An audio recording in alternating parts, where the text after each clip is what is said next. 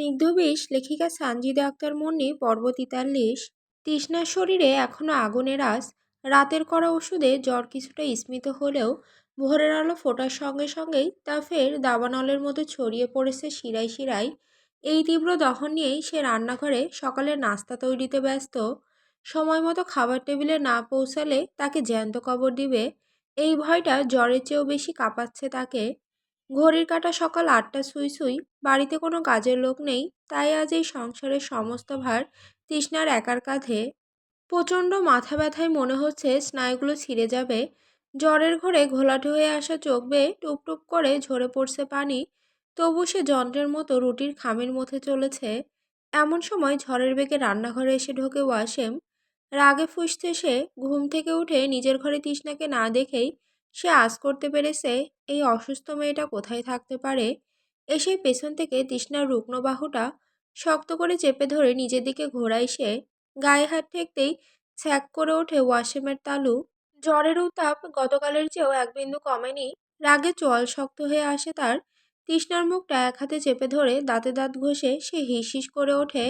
কুত্তার বাচ্চা, তোকে না বলেছিলাম জ্বর না কমলে কোনো কাজে হাত দিবি না? মরতে চাস তুই? তুই মরবি আর আমাকে ফাঁসাবি। লোকে বলবে আমি তোকে অমানুষের মতো কাজ করিয়ে মেরে ফেলেছি। তৃষ্ণার ক্লান্ত দুই চোখ বেয়ে গড়িয়ে পড়ে পানি।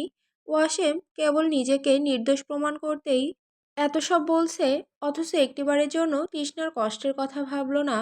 এই ভাঙাচোরা শরীরেও তাকে এভাবে শারীরিক ও মানসিক আঘাত করছে লোকটা।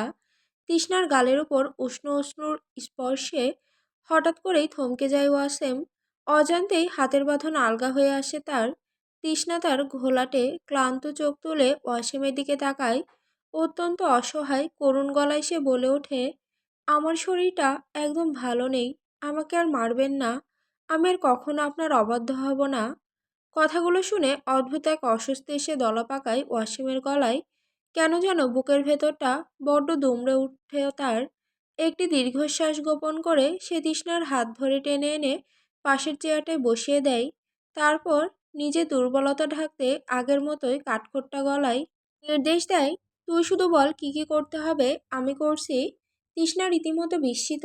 গতরাত থেকে ওয়াসিমের আচরণের এই আকস্মিক পালাবদল তাকে ভাবাচ্ছে। নিজের বিস্ময়টুকু সযত্নে আড়াল করে নিচু স্বরে সে বলে, আমি করে দিচ্ছি, আপনি পারবেন না? উল্টে এক কাজকে তিন কাজ করে বসবেন। ওয়াসিম ক্ষিপ্ত দৃষ্টিতে তাকায় তার দিকে। চুল সব ছিঁড়ে নেব, বেশি বাড়াবাড়ি করিস না, আমি করব বলেছি, তুই শুধু বল কি করতে হবে। অগত্যা কথা না বাড়িয়ে তৃষ্ণা বলে, আমি সবজিটা রান্না করে ফেলেছি, রুটিও বেলা আছে, আপনি শুধু সেঁকে নিন। ওই ডান দিকে তাওয়া রাখা আছে।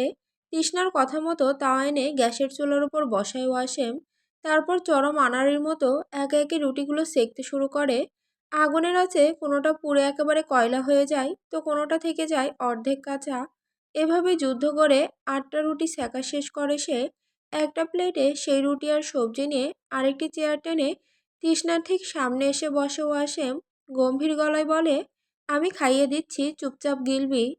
তৃষ্ণা বাধ্য মেয়ের মতো মাথা নাড়ে। ওয়াসেম একটা রুটি ছিঁড়ে ওর মুখে পুরে দেয়। এক লোকমা চিবোতেই তৃষ্ণা বুঝতে পারে রুটির ভেতরটা পুরো কাঁচা। এই অখাদ্য গেলা অসম্ভব। কিন্তু সে কথা প্রকাশ না করে সে শান্ত গলায় বলে, আমার না বমি পাচ্ছে, জ্বরে মুখে কোনো স্বাদ পাচ্ছি না, আমি আর খাবো না। ওয়াসিম এই শুনে নিজের মুখে দু টুকরো পুড়ে দেয়। কিন্তু নিজের হাতের এই অখাদ্য বেশিক্ষণ মুখে রাখা তার পক্ষেও সম্ভব হয় না। উঠে গিয়ে প্লেটটা সশব্দে জায়গায় রেখে বিরক্তির সুরে বলে, ধুর, কী সব রুটি এসব, আমি বাইরে গিয়ে খেয়ে নেব। এ কথা শুনে তৃষ্ণা একটি দীর্ঘশ্বাস ফেলে টলটলে পায়ে উঠে দাঁড়ায়। প্লেট থেকে ৩টি অর্ধকাঁচা রুটি নিয়ে তাওয়ায় খুব সাবধানে নিখুঁতভাবে সেঁকে নেয় সে। তারপর নতুন করে প্লেটে রুটি আর সবজি সাজিয়ে ওয়াসিমের হাতে তুলে দিয়ে বলে, বাইরে খেতে হবে না, নিন, খেয়ে নিন। ওয়াসিম আর কোনো কথা না বাড়িয়ে খেতে শুরু করে। নিজের বোকামির পর এখন কথা বাড়ালে যে উল্টে লজ্জায় পড়তে হবে সেটা সে বেশ বোঝে। তবে রুটি চিবোতে চিবোতেই নিজের ভেতরের অস্বস্তি আর দুর্বলতা ঢাকতে তৃষ্ণাকে কথার বাণে বিদ্ধ করতে ছাড়ে না সে। তুই আবার ভেবে বসিস না যে তোকে আমি আপন করে নেব। তোর মতো মেয়ে এই বাড়ির কাজের লোক হয়েই থাকতে পারে, বউ নয়। নিষ্ঠুর কথাগুলো শুনে তৃষ্ণার ফ্যাকাশে ঠোঁটের কোণে ফুটে ওঠে এক চিলতে ম্লান বেদনাহত হাসি। শান্ত নির্বিকার স্বরে সে জবাব দেয়, আমার মতো এতিমের আবার স্ত্রী হওয়ার যোগ্যতা আছে নাকি? বেঁচে আছি এটাই যথেষ্ট। সময়টা এখন জোহরের পর। খাওয়ার ঘরের মেঝেতে পাটি বিছিয়ে তৌসিরকে খাবার দিচ্ছে নাজা। সকালে কিছুই পেটে পড়েনি তৌসিরের, তাই এখন খেতে এসেছে সে। নাজা ওর পাতে ভাত বেড়ে দিয়ে মুখের দিকে তাকিয়ে জিজ্ঞেস করে, কি দিয়ে দিব? তৌসির কোনো প্রত্যুত্তর না করে এক তৃষ্ণার্ত দৃষ্টিতে নাঝার দিকে তাকিয়ে থাকে। গোসল শেষে ভেজা খোলা চুলে কি মারাত্মক কিনা লাগছে তাকে। তার উপর পড়েছে কালো আর লালের মিশেলে একটা থ্রি পিস। এতে আরও বেশি আকর্ষণীয় হয়ে উঠেছে সে। তৌসির একদৃষ্টে তৃপ্ত হয়ে তাকে দেখতে থাকে। তৌসিরের এমন ঘোর লাগা চাহনি দেখে নাঝা কপালে ভাঁজ ফেলে জিজ্ঞেস করে, কি হলো, এভাবে তাকিয়ে আছেন কেন? তৌসির নাঝার দিকে সেই একই দৃষ্টিতে তাকিয়ে বলে, তোমারে দেখি।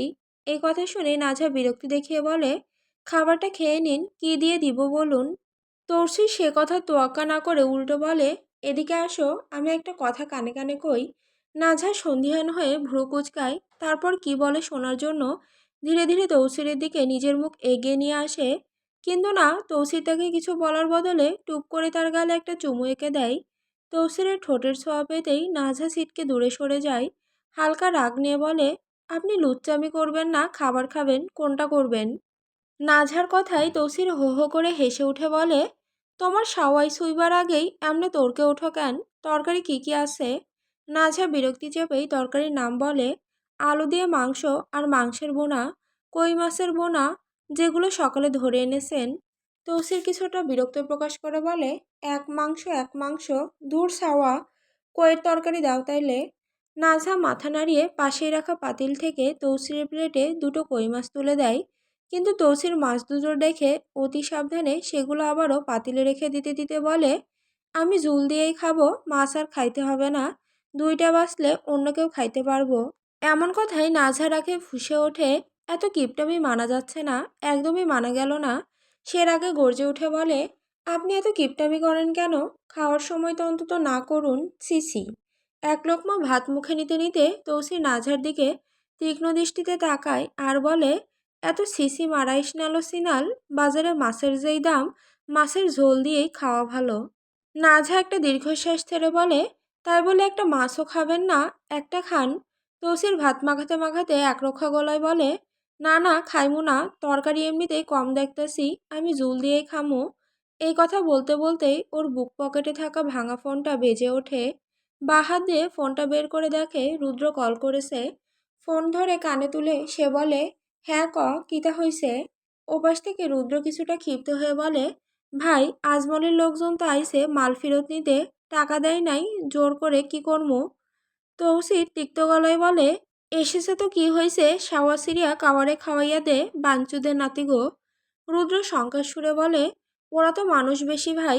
তৌসির এই কথা শুনে ঠান্ডা গলায় জিজ্ঞেস করে, কয়জন? 20 জনের উপরে। তৌসির নির্লিপ্ত গলায় বলে, খেয়ে নে 7-8টারে, বাকিগুলারে আমি আইসা খামু। আমি ভাতটা খাইয়া আই, দাঁড়া। রুদ্র তাগিদ দিয়ে বলে, আমি খাইতেছি না, তুমি আমাকে দক্ষিণায়ের গোডাউনে আসো। আইতেছি। এই কথা বলে তৌসির ফোন রেখে দ্রুত খাবারটা শেষ করতে থাকে।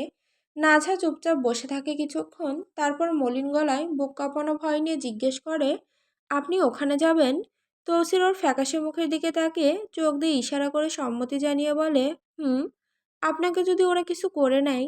তৌসির তাচ্ছিলের হাসি হেসে বলে, আমার বালসির এত সোজা না, চিন্তা করিও না, আমার কিচ্ছু হবে না। এই কথা বলেই তৌসির খাওয়া শেষ করে হাত ধুয়ে পানি খেয়ে বেরিয়ে আসে খাবারের ঘর থেকে। নাঝাও তার পিছু উঠে আসে। ঘরের বাইরে এসে তৌসির নাঝার দিকে ঘোরে, তারপর সম্পূর্ণ স্বাভাবিক ভঙ্গিতে নাঝার ওড়নায় নিজের হাত মুখ মুছতে মুছতে ওর চোখের দিকে তাকিয়ে ভরসা দিয়ে বলে, আমায় নিয়ে টেনশন নিও না, গেলাম। নাঝা দুই দিকে আলতো করে মাথা নেড়ে সম্মতি দেয়, যান। নাঝার কাছ থেকে বিদায় নিয়ে তৌসি সোজা চলে যায় বিবিজানের ঘরে। তাকে সবটা জানিয়ে দু হাতে দুটো ধারালো কুড়াল তুলে নেয় সে। তারপর পরনের লুঙ্গির কোষটা শক্ত করে কোমরে গুজে সোজা বেরিয়ে পড়ে দক্ষিণের গোডাউনের উদ্দেশ্যে। কিছুক্ষণ হাঁটার পরই গোডাউনে এসে সেই লোকগুলোর সামনে গিয়ে পৌঁছায় তৌসির। নিজের হাতের কুড়াল দুটো রুদের দিকে এগিয়ে দিয়ে সে ধীর পায়ে লোকগুলোর দিকে এগোয়। ওপাশ থেকে কথা বলার জন্য একজন সামনে এগিয়ে আসে। তার নাম মাঝার। মাঝারের একেবারে মুখোমুখি দাঁড়িয়ে তৌসির গর্জে ওঠে, এই খানকির পোলা, তোরা টাকা ছাড়া মাল নিতে আইসোস কোন সাহসে? মাঝারও সমান্তেজে চিল্লিয়ে ওঠে, মাল আমাগো, টাকা কেন দিমু? তৌসির এবার তাচ্ছিলের হাসি আসে, ওর কথায় ঝরে পড়ে তীব্র শ্লেষ।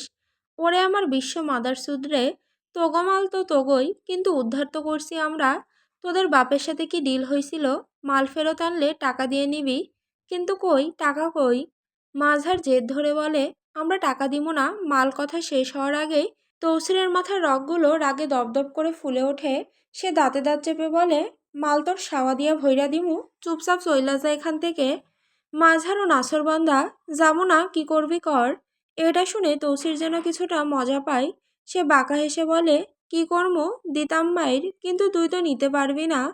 মাঝার বুক চিতিয়ে বলে, দে মাইর, আজ হয় লাশ হমু, নয় মাল নিয়া যামু। মাঝারের কথা শুনে তৌসির এবার শব্দ করে হাসতে থাকে। হাসতে হাসতেই ভয়ঙ্কর এক গলায় বলে ওঠে, এমন মাইর দিব, মাইর খাইয়া পড়লে আর সোজা হইয়া দাঁড়াইতে পারবি না।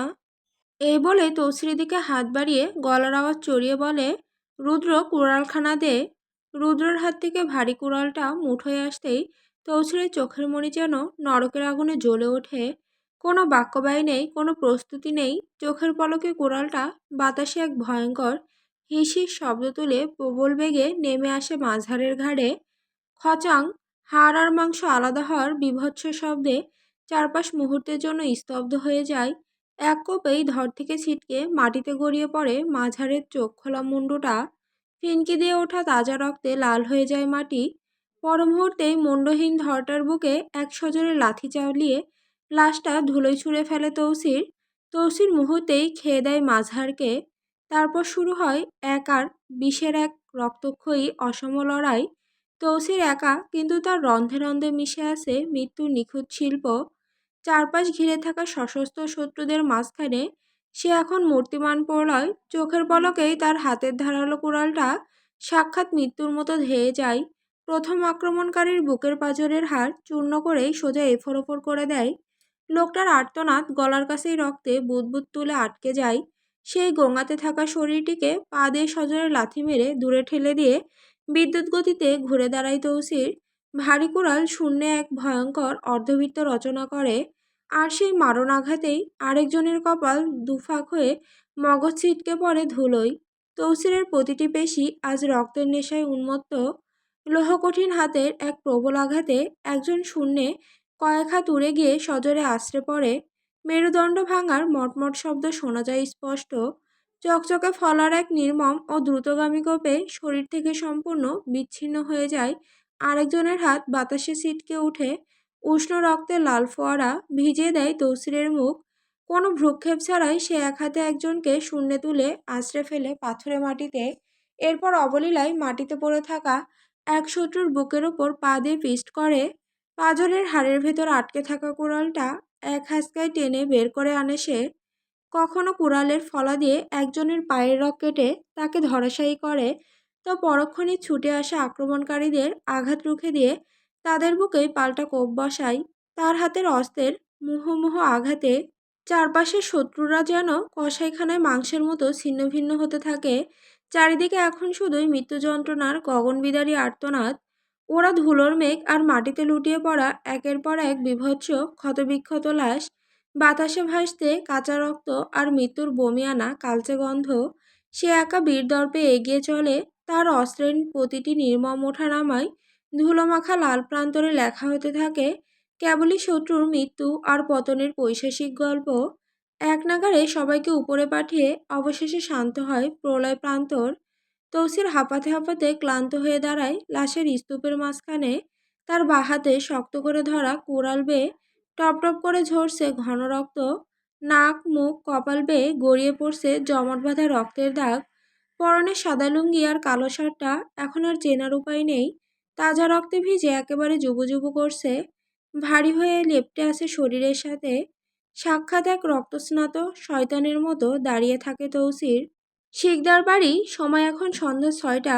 ইকরাদের বিয়েতে এসে মায়া যে শিকদার বাড়িতে ঘাঁটি গেড়েছে, সে যাওয়ার আর কোনো নামই নিচ্ছে না। এতদিন ধরে তার এই পড়ে থাকার স্বভাব এমনিতেই নাঝার বিরক্তির কারণ। তার ওপর তো যুক্ত আছে মায়ের আধিক্যেতা। তৌসির মারামারি করতে গিয়ে শরীরে সামান্য আঘাত নিয়ে বাড়ি ফেরে। মারামারি করতে গেলে তুই 2-4 ঘা খেতে হবে, এটাই স্বাভাবিক। নাজহা বিষয়টাকে সেভাবেই দেখে। কিন্তু তৌসির বাড়ি ফেরার পর থেকে মায়ের যে নাটক শুরু হয় তা দেখে নাজহার গা জ্বলতে থাকে। কারি বা সব সহ্য হবে, এই ক্ষতে ওষুধ লাগিয়ে দাও, ওটা খাইয়ে দাও। মায়ের এই গদগদ আচরণ নাজহার সহ্য সীমা ছাড়িয়ে যাচ্ছে। সন্ধ্যার পর নাজহা নিচে রান্নাঘরে আসে নিজের জন্য 1 কাপ চা বানাতে। ঠিক তখনই মায়া সেখানে এসে হাজির হয়। তৌসির তখন বসার ঘরে বিশ্রাম নিচ্ছে, আর মায়া তার জন্য স্যুপ তৈরি করছে। নাজহার পাশে দাঁড়িয়েই মায়া উদ্দেশ্য প্রণোদিতভাবে গুনগুন করে কথা শোনাতে শুরু করে। তৌসির ভাইয়ের খেয়াল তো রাখো না, এটা করো না, ওটা করো না। নাজহা নিজের রাগটাকে যথাসম্ভব চেপে রেখে মায়ের দিকে তাকিয়ে একদম ঠান্ডা গলায় বলে, তুমি স্যুপ রাখো, আমি দিব। জামাই আমার, তোমার না। কথাটা শুনে মায়া দপ করে জ্বলে ওঠে, রেগে গিয়ে পাল্টা জবাব দিয়ে বসে, তোমার জামাই তো কি হয়েছে, সে আমার মামাতো ভাইও। রান্নাঘরে এখন বিবি যেন উপস্থিত। মায়ের এই নির্লজ্জ উত্তর শুনে রাগে নাঝার সারা শরীর থরথর করে কাঁপতে শুরু করে।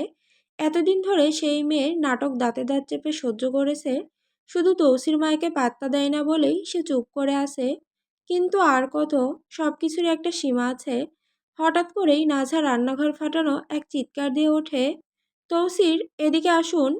নাঝার এমন ডাক দিতে দেরি হয় সেটা শুনেই তৌসিরের আসতে দেরি হয় না। সে মনে মনে ভাবে হয়তো বিবিজানের সাথে নাঝার কোনো বড়সড় দাঙ্গা বেঁধে গেছে, তাই হন্তদন্ত হয়ে ছুটে আসে সে। তৌসির রান্নাঘরে এসে দাঁড়াতেই নাঝা রক্তচক্ষু নিয়ে তার দিকে তাকায়। দাঁত চেপে হিস হিস করা গলায় সে এমন একটা কথা বলে বসে, যা শুনে উপস্থিত সবার মাথায় আকাশ ভেঙে পড়ে। ও বলে ওঠে, আমাকে বিয়ে না করে এই বেশ্যামাগিটাকে করলেন না কেন, যে মানুষের জামাই নিয়ে টানাটানি করে। এত বড় এবং জঘন্য একটা গালি শুনে রান্নাঘরে থাকা সবাই জমে বরফ হয়ে যায়। নাঝার মতো শান্ত আর ভদ্র একটা মেয়ের মুখে এমন ভাষা, হতবাক হয়ে সবাই একে অপরের মুখ চাওয়াচাওয়ি করতে থাকেন। তৌসির দ্রুত পা চালিয়ে নাঝার ঠিক পেছনে এসে দাঁড়িয়ে পরিস্থিতি সামাল দেওয়ার জন্য ফিসফিস করে বলে, কি হয়েছে, এইসব কইতাছো কেন? তৌসিরের দিকে এক নজর তাকে নাঝা এবার মায়ের দিকে নিজের জ্বলন্ত দৃষ্টি নিক্ষেপ করে রাগে ফুঁসতে ফুঁসতে বলে, কি হবে, যেদিন থেকে এই বাড়িতে এসেছে সেদিন থেকে আপনার সাথে খালি এক চিপকা চিপকি। আমি বউ হয়েও এত চিপকা চিপকি করি না, ও যতটা করে। ওর যখন এতই উত্তেজনা তাইলে ওরেই হাঙ্গা করতেন, আমায় করলেন কেন? আমার জামাইয়ের চিন্তা আমি করুম, ও কেন এত বাড়াবাড়ি করে? 2 টানে ওরে ফাটতে আমার একটু সময় লাগবো না বলে দিলাম। এত অপমান হজম করতে না পেরে মায়াও রাগে তরতরিয়ে ওঠে, তোর মতো বেয়াদব না আমি তো শুধু একটু যত্ন নিচ্ছিলাম, আর তুই তো তৌসির ভাইয়ের সুখ দুঃখ বুঝোস না। মায়ের মুখে এই কথা শোনার পর নাঝার ভেতরের বারুদ চূড়ান্ত বিস্ফোরণ ঘটিয়ে দেয়। সে একেবারে ফেটে পড়ে চিৎকার করে ওঠে, হ্যাঁ, আমি তো বুঝি না, তাইলে আয় তুই হাঙ্গাবা আমার জামাইয়ের কাছে। আমি চলে যাই, তুই সংসার কর। আয় হাঙ্গাবা তুই। বেশ্যা, সিনাল কোথাকার, নির্লজ্জ বেহায়া নটি কোথাকার। আমার জামাইয়ের আশেপাশে যদি আর দেখছি তাইলে তোরে সাওয়া ফার্মো আমি। এতদিন ধরে খালি ভদ্রতার খাতিরে কিছু বলিনি, নয়তো তোর ফাইরা শুকাইয়া দিতাম, জানোয়ারনি কোথাকার। পুরো রান্নাঘর নিস্তব্ধ। তৌসির স্তব্ধ হয়ে দাঁড়িয়ে আছে। নাঝার মুখের এই অগ্নুতপাত আর ভাষা দেখে তার নিজের মুখ দিয়ে টু শব্দটিও বের হচ্ছে না। সে কিছুই বলছে না, শুধু মন্ত্রমুগ্ধের মতো শুনছে। আজ ওর কালনাগিনী চেঁচছে এবং চেতার মতোই চেঁচছে।